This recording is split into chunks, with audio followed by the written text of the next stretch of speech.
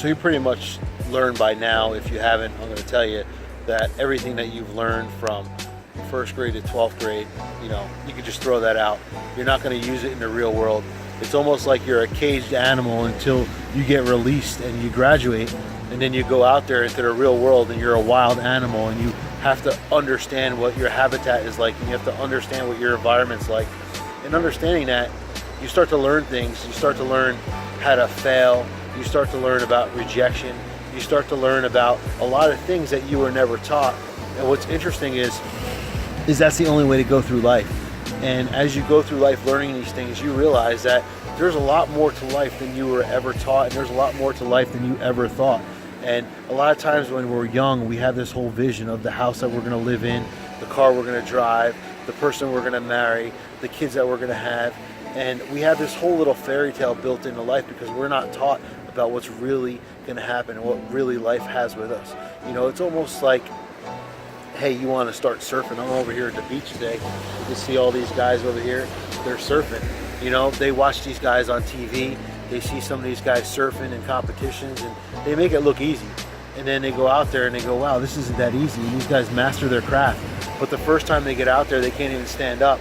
And then after all the practice and all the things they're doing, they're riding these waves and they're enjoying their sport, and they continue to practice and practice. And that's what we do through life.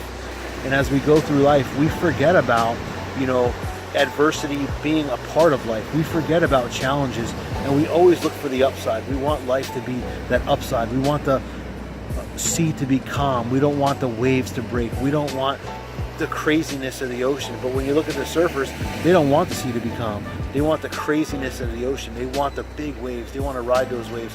They want to ride life.